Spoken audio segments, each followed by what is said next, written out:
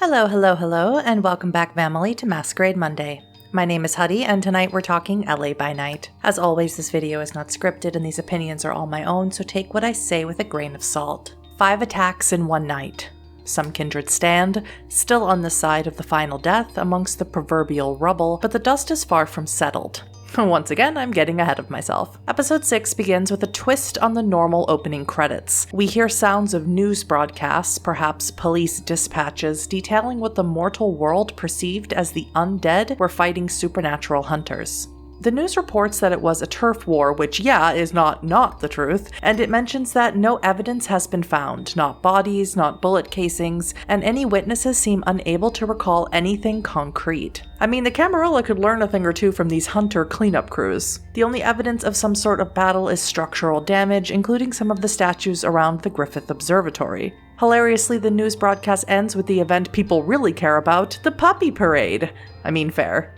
The scene begins somewhere just outside of Los Angeles. Annabelle Lee, recently destaked, whose last name is finally revealed to be Lee, by the way, is having a conversation with Adrian Claremont, the hunter we met in episode 4. Adrian begins by telling Annabelle the classic "we're not so different, you and I," and claims that although many of his team shares his belief that Canaanites can be saved, many more believe Christ has limits and that vampires must simply be destroyed. Adrian says that Annabelle has the same difficulties with her allies, this conflict of belief. Adrian and Annabelle break out into a theological discussion on whether vampires are truly cursed and whether God granted free will to humans alone, but Adrian abruptly changes the course of the conversation when he tells Annabelle that the Camarilla is completely toppled, that the Ivory Tower has fallen. Now, it will be confirmed later in the episode that Vannevar and Suzanne are among the missing kindred of Los Angeles, but it's unclear what Adrian means by toppled. Although the Second Inquisition are possessed of immense vampire knowledge, they may think that if you cut off the head, the snake will die. Annabelle tries to inform him of this, but Adrian merely seems amused and a bit irritated by her response. Adrian claims, perhaps rightfully so, that Annabelle doesn't want to win her revolution against the Camarilla. She just wants to fight. That rebellion is who she is because of the beast inside of her.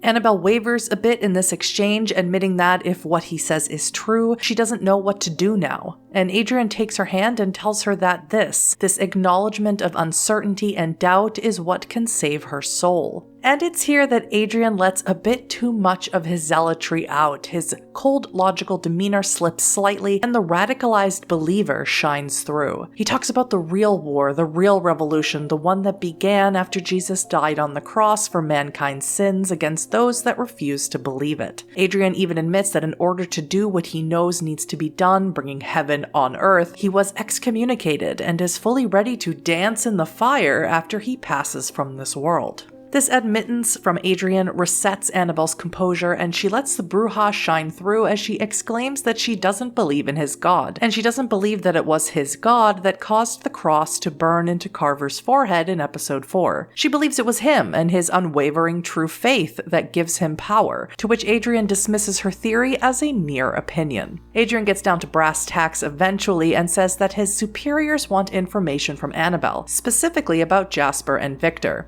Now, I assume they want the location of Jasper's haven, but I have no clue what info they want about Victor that they wouldn't already know. Maybe he really is the best at hiding in plain sight. Adrian asks Annabelle if she doesn't want to watch the sunrise with Eleanor again, which honestly sounds like a veiled threat, but maybe that's just me, and says, "I know you've heard of Golconda before." Now, Golconda has been mentioned before all the way back in the very first episode of LA by Night, but in case you don't know what it is, Golconda is a mystical state of enlightenment where a vampire is no longer subject to the beast. It was promised to Cain by the Archangel Gabriel, and although Cain never achieved Golconda, the way to Golconda was supposedly achieved by Saulot, the founder of the Salubri clan, and supposedly resulted in that famous third eye. I'll leave a link to both my videos on Cain and the Salubri in the pinned comment where I go into more detail. However a vampire may achieve Golconda, it is vague, it is messy, and it may not work at all. It may all be allegory and rumor because no vampire has preached to their fellow kindred the path to this inner peace called Golconda.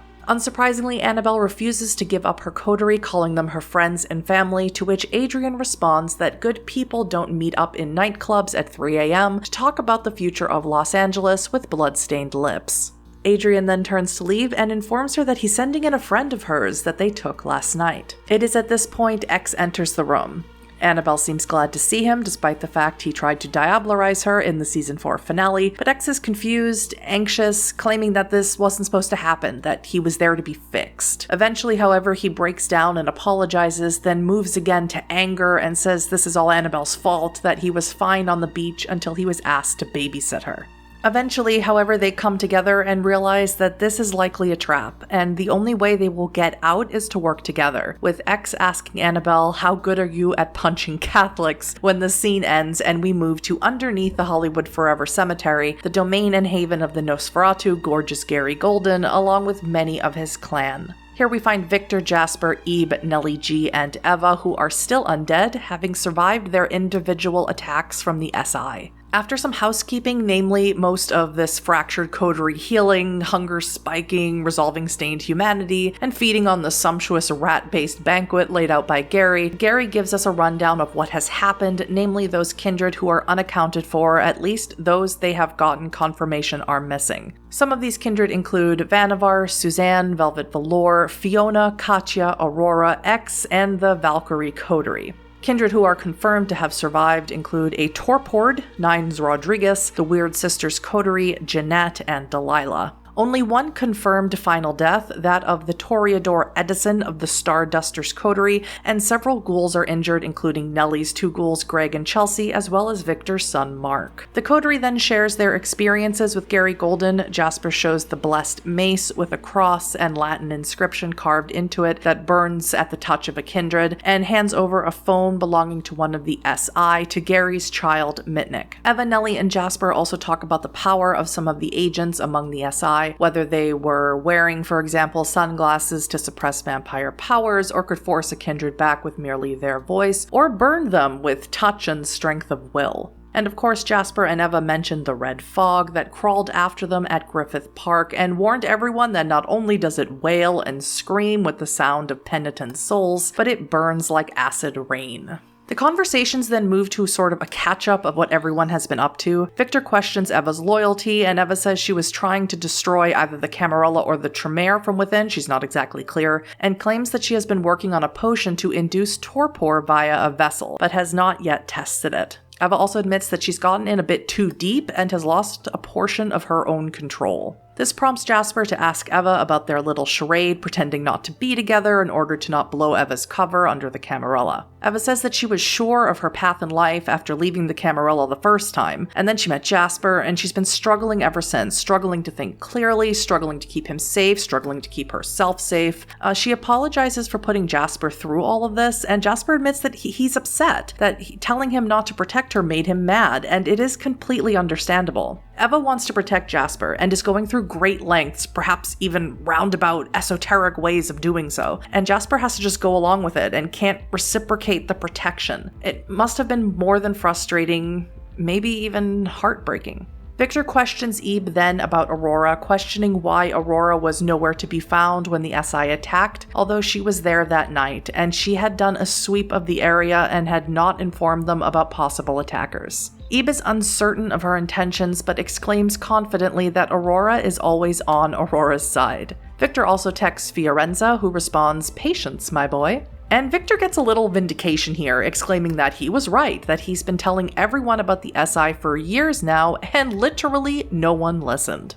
Mitnick arrives and Jasper hands over the SI phone to him, and Mitnick brings in a box that was dropped off at the cemetery for Victor. Mitnick also informs Victor that his club is for sure compromised, as well as telling Nellie that although her studio is under SI watch, they don't seem to have hit any of her Thorn clothing stores. So again, this makes me wonder what Adrian's superiors want to know about Victor, but I digress. Mitnick also tells Gary that the guy you sent me to check on is going to come here.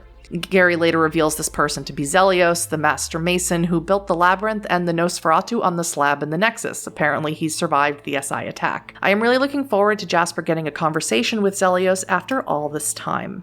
Victor opens his box and it appears to be a puzzle box, an antique cipher, and he opens it, and inside is a device that looks like a thumb drive with a speaker. Victor moves out of earshot and activates the audio, which of course begins with a "Victor, my boy." From the sound crackling and faded, it appears Fiorenza is using some sort of radio transmitter to communicate.